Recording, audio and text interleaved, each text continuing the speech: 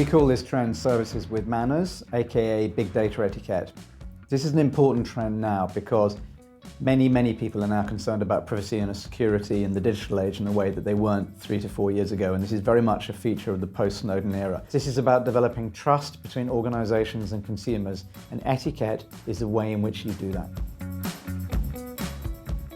We're seeing clear evidence of a kind of consumer or user schizophrenia. On the one hand, many people, over half according to an Accenture survey last year, are highly concerned about what happens to their data when they engage with commercial organizations. On the other hand, 3/4 of users are saying, I'd actually really appreciate it if organizations could customize their responses to me based around the things that they know about me.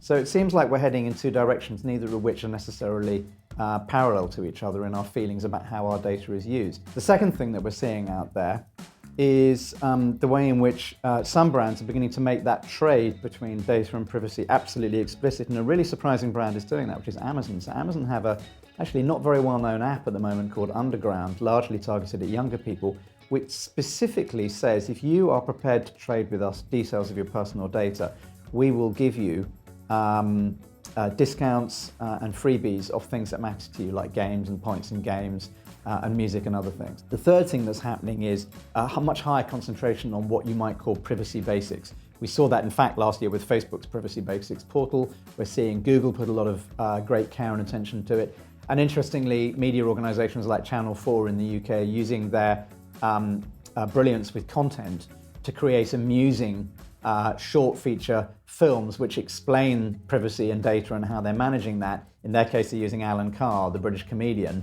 to create a warm sense of friendliness around what is a subject which worries people.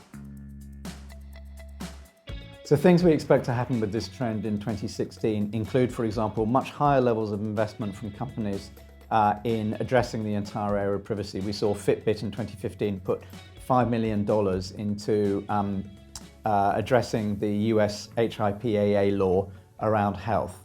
We're going to see a lot more government action around this. There's yet more EU regulation coming in around the area of what's called privacy by design. And the third thing we're going to see is companies beginning to think much harder when they begin to take products and services to market. It will become very much part of the design process to address privacy and security right up front.